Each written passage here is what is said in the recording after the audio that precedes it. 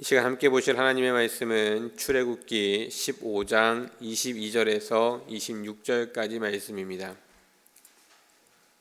출애굽기 15장 22절에서 26절까지 말씀 우리 함께 합독하도록 하겠습니다. 모세가 홍해에서 이스라엘을 인도하며 그들이 나와서 수르 광야로 들어가서 거기서 사흘 길을 걸었으나 물을 얻지 못하고 마라에 이르렀더니 그곳 물이 써서 마시지 못하겠으므로 그 이름을 마라라 하였더라. 백성이 모세에게 원망하여 이르되 우리가 무엇을 마실까 하매 모세가 여호와께 부르짖었더니 여호와께서 그에게 한 나무를 가리키시니 그가 물에 던지니 물이 달게 되었더라. 거기서 여호와께서 그들을 위하여 법도와 율례를 정하시고 그들을 시험하실세 이르시되 너희가 너희 하나님 나 여호와의 말을 들어 순종하고 내가 보기에 의를 행하며 내 계명에 귀를 기울이며 내 모든 규례를 지키면 내가 애굽 사람에게 내린 모든 질병 중 하나도 너희에게 내리지 아니하리니 나는 너희를 치료하는 여호와임이라. 아멘. 오늘 본문 말씀은 이제 이스라엘 백성들이 출애굽하고 난 이후에 광야로 나오게 됩니다. 광야는 지금의 사막이죠.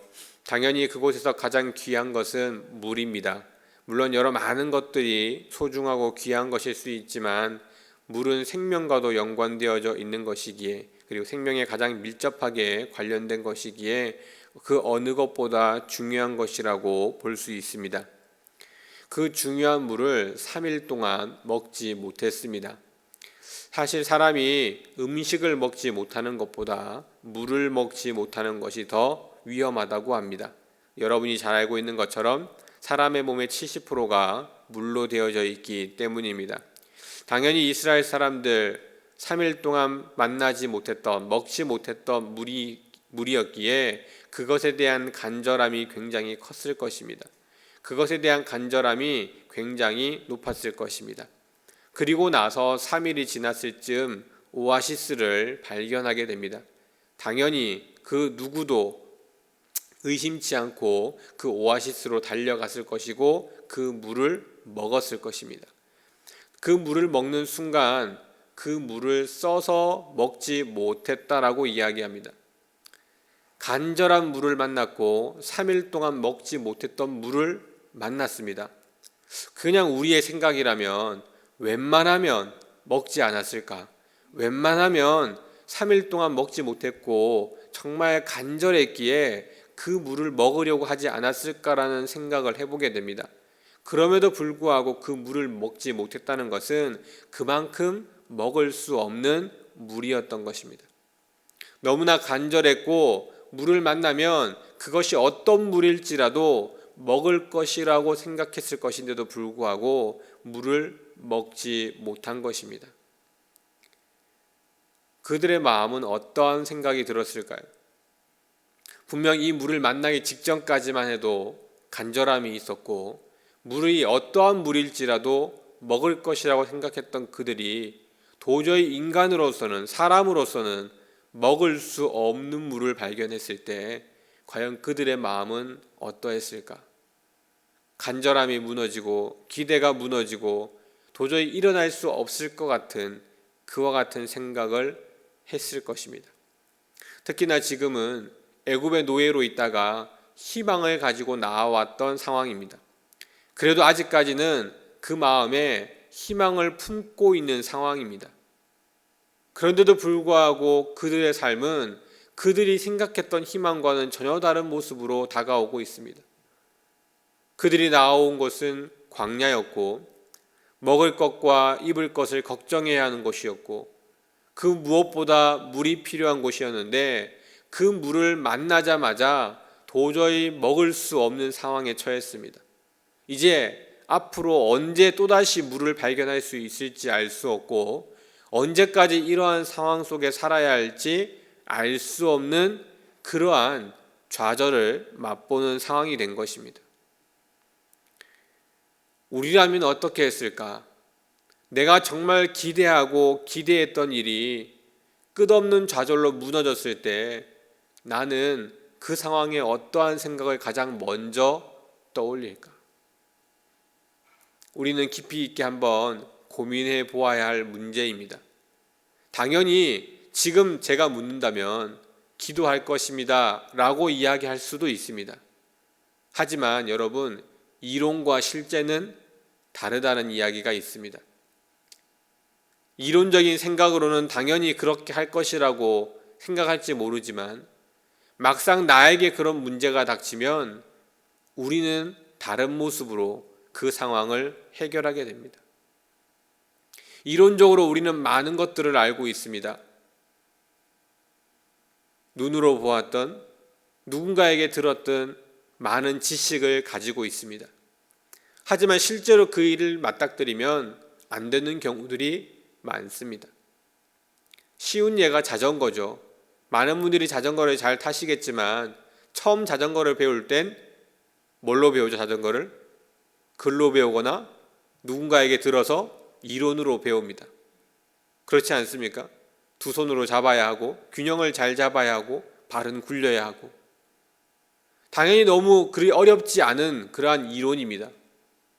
그런데 정말 자전거를 타기 위해서 안장에 앉아서 발을 굴리려고 하면 그들이 말했던 것과는 전혀 다른 상황을 맞닥뜨리게 됩니다. 균형을 잡는 것이 결코 쉽지 않고 그렇게 발을 굴리는 것도 평지는 쉬운 것 같은데 오르막을 발견하게 되면 또 휘청거리게 되기도 합니다. 갑작스러운 커브길을 만나게 되면 핸들을 틀어야 되는 줄 알지만 그것이 쉽지 않은 상황을 보게 됩니다. 이스라엘 사람들도 놀라운 모습으로 기적적으로 하나님을 경험했던 사람들이었습니다. 어쩌면 지금의 우리보다 더 많은 기적적인 경험을 눈으로 보았던 사람들이었습니다. 그럼에도 불구하고 희망이 좌절로 바뀌는 순간 그들의 행동은 하나님을 원망하는 것이었습니다.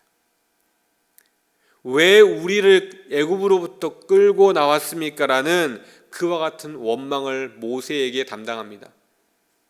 왜요? 그들을 실질적으로 끌고 나온 사람은 모세이기 때문입니다.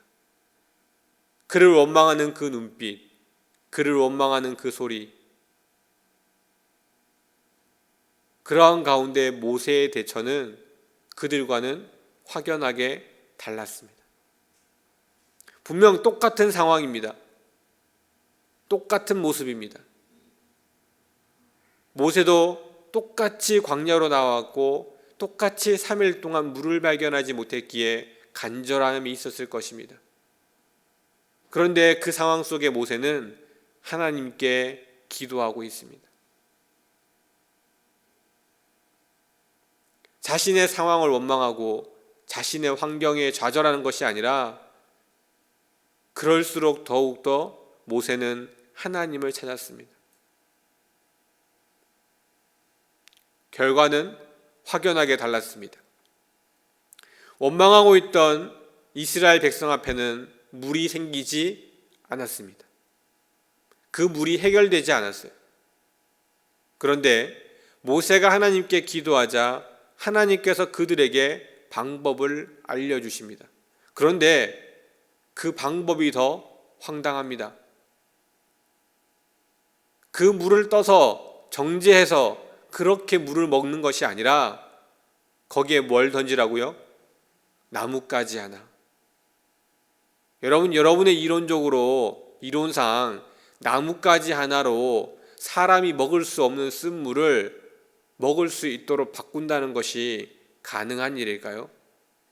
아무리 내가 못 배웠고 아무리 내가 모르지만 그냥 생각했을 때 말도 안 되는 이야기 아닙니까?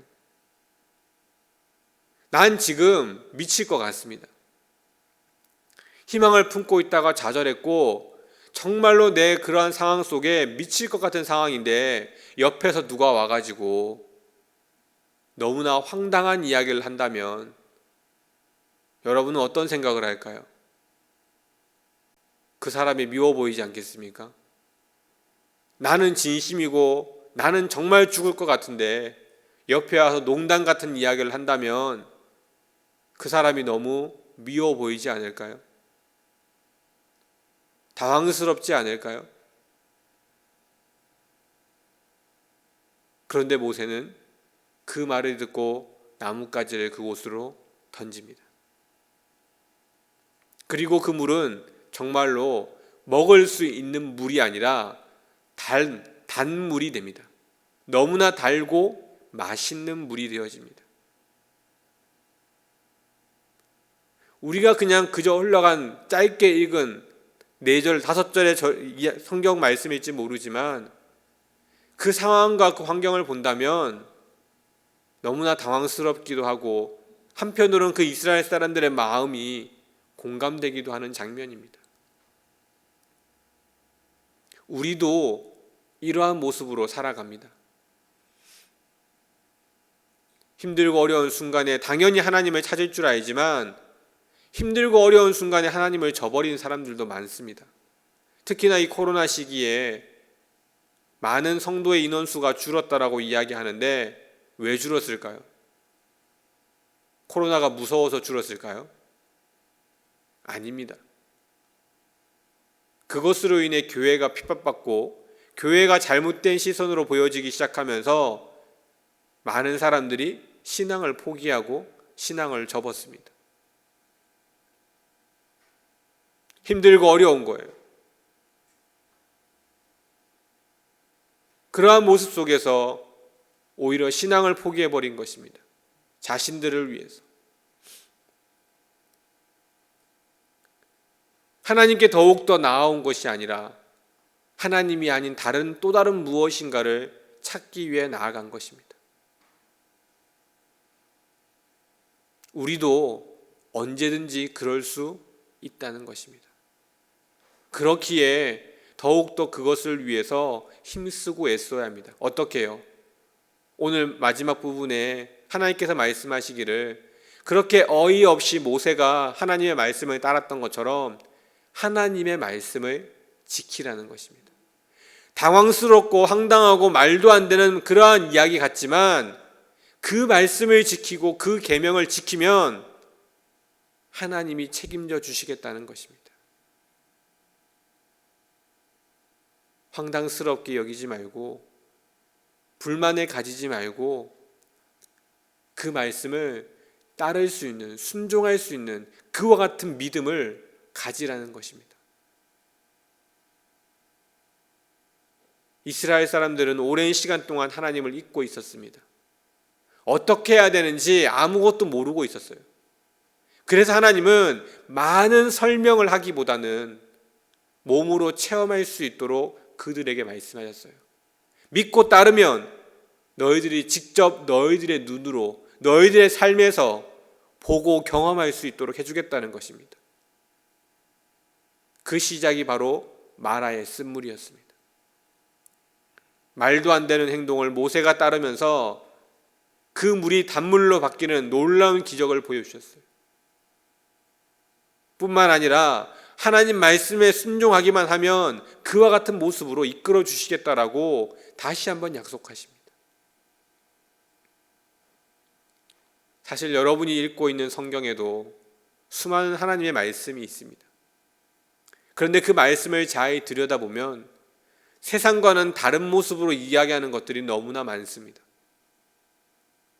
이렇게 살면 내가 너무 손해보고 힘들고 어렵게 살 것 같은 그와 같은 말씀이 기록되어져 있습니다.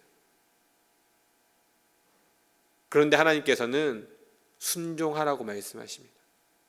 그리고 하나 더 말씀하시는 것은 이것이 시험이라고 말씀하십니다.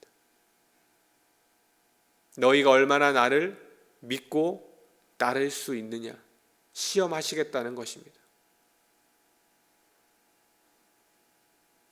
결코 쉬운 시험이 아닐 수도 있습니다.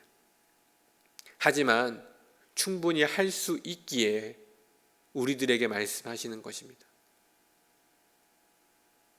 충분히 우리가 감당할 수 있기에 그 일을 능히 할 수 있는 사람들이기에 하나님은 우리에게 말씀하시는 것입니다. 나 혼자 힘으로 안 되면 누구와 함께요?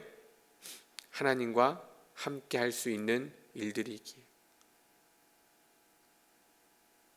나 스스로의 능력은 없지만 나와 함께 하시는 하나님의 능력은 무한하시기에 하나님은 그 하나님과 동행하여 이 일들을 능히 해결해 나가기를 원하고 계십니다. 오늘도 많은 문제들을, 또 많은 상황들을 경험하게 될 것입니다. 그 일이 작은 것에서부터 때로는 내가 감당하지 못할 여러 많은 일들일 수 있습니다. 하나님은 그 일들 속에서 하나님과 함께 그 일들을 이겨내기를 원하고 계십니다. 그러한 믿음의 삶으로, 믿음의 모습으로 오늘 하루도 능히 모든 일들을 이겨나가시는 우리 모든 성도님들 되시기를 주님의 이름으로 축원드립니다. 기도하겠습니다. 하나님 감사합니다. 연약하고 부족하지만 우리와 동행하여 주시고 우리들에게 모든 것들을 이길 수 있는 능력과 힘을 더하시는 분인 줄 믿습니다.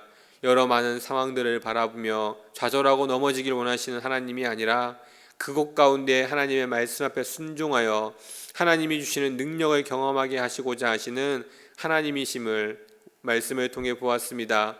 오늘 하루에 나에게 주어지는 여러 많은 상황과 환경, 문제들 속에서 하나님 우리가 좌절하거나 넘어지지 않게 하시고 더욱더 하나님께로 나아와 하나님 말씀 앞에 순종하고 하나님과 동행하여 그 모든 것들을 능히 이겨내는 오늘 하루의 모든 삶이 되어질 수 있도록 은혜를 더하여 주시옵소서. 모든 말씀 예수 그리스도 이름으로 간절히 기도드립니다.